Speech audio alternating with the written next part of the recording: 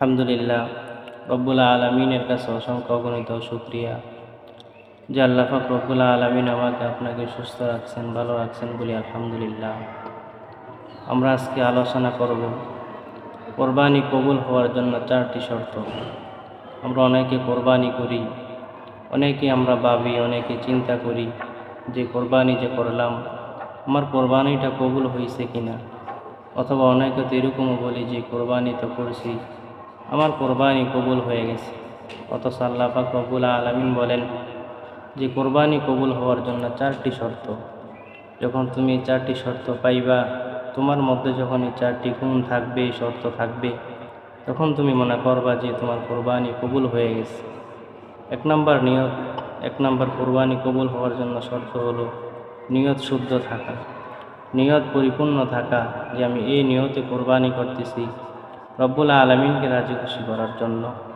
আমি পশু জবাই করতেছি রব্বুল আলামিনকে রাজি খুশি করার জন্য। আমি তো গোশত দান করব রব্বুল আলামিনকে খুশি করার জন্য। অর্থাৎ নিয়তকে শুদ্ধ রাখা কোরবানি কবুল হওয়ার 1 নম্বর শর্ত হলো নিয়তকে শুদ্ধ রাখা। 2 নম্বর কোরবানি কবুল হওয়ার শর্ত হলো টাকা হালাল হওয়া। আমি যেই টাকা দিয়ে পশুটা কিনবো, যেই টাকা দিয়ে কোরবানি করব, এই টাকাটা হালাল হইতে হবে। আল্লাহ পাক রব্বুল আলামিন বলেন যে তুমি আমার রাস্তায় কোরবানি করতেছ, টাকাটা তুমি হালাল রাখো, হালাল যেন হয়, এই হালাল টাকা দিয়ে তুমি পশু কিনে কোরবানি করো। কোরবানি কবুল হওয়ার জন্য 3 নম্বর শর্ত হলো শরীয়ত মোতাবেক হওয়া।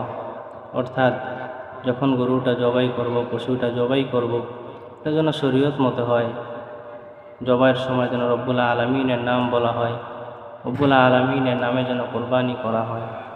জন্য কোরবানি কবুল হওয়ার জন্য 3 নম্বর শর্ত হলো শরীয়ত মোতাবেক কোরবানি করা, শরীয়ত মোতাবেক কোরবানি হওয়া। কোরবানি কবুল হওয়ার জন্য 4 নম্বর শর্ত হলো আল্লাহর সন্তুষ্টির জন্যই কোরবানি করা। আল্লাহ পাক রব্বুল আলামিন ইব্রাহিম নবীকে যেরকমভাবে পরীক্ষা করেছেন, এরকম রব্বুল আলামিন আমাদেরকে কোরবানির মাধ্যমে পরীক্ষা করবেন। আল্লাহ পাক রব্বুল আলামিন বলেন যে আমি তো কোরবানি দিয়েছি তোমাদেরকে পরীক্ষা করার জন্য, তোমরা কি কোরবানিকে আমি রব্বুল আলামিনকে রাজি খুশি করার জন্য করো, নাকি দুনিয়াতে মানুষ দেখানোর জন্য করো? জন্য 4 নম্বর শর্ত হলো আল্লাহকে সন্তুষ্টি করার জন্য কোরবানি করা।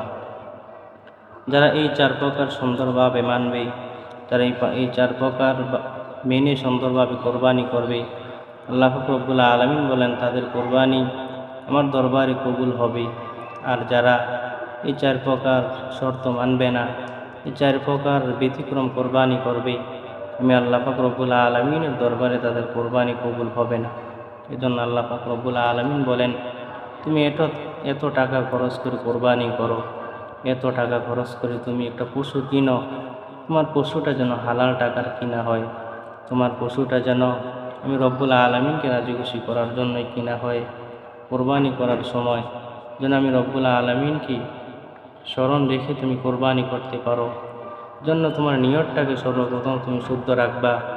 2 নম্বর যেই টাকা দিয়ে তুমি পশুটা কিনবা, এই টাকাটা যেন হালাল হয়, হারাম যেন না হয়, ওগুলার দিকে খুব লক্ষ্য রাখবা। 3 নম্বর শরীয়ত মোতাবেক তুমি কোরবানি করবা। 4 নম্বর আল্লাহর সন্তুষ্টির জন্যই কোরবানি করবা। এই 4টা শর্ত মাথায় রেখে, সামনে রেখে যখন তুমি কোরবানি করবা, তো আল্লাহ পাক রব্বুল আলামিন বলেন আমি তোমার কোরবানিকে কবুল করে ফেলবো।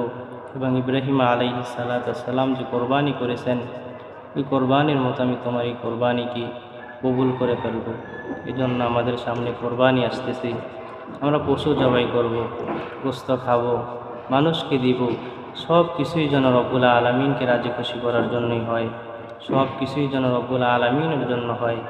আল্লাহ পাক রব্বুল আলামিন বার দুনিয়াতে আমাদেরকে সতর্ক করেছেন এবং কোরআনে কারিমের মধ্যে বলে দিয়েছেন কুল ইন্না সলাতি ওয়া নুসুকি ওয়া মাহইয়ায়া ওয়া মামাতি লিল্লাহি রাব্বিল আলামিন। বান্দা তোমার নামাজ, তোমার কোরবানি, তোমার বেঁচে থাকা, তোমার মরে যাওয়া, সব কিছুই যেন আমি রব্বুল আলামিনের জন্যই হয়। রাসূল তো হাদিসের মধ্যে বলেছেন ইন্নামাল আমালু বিন্নিয়াত।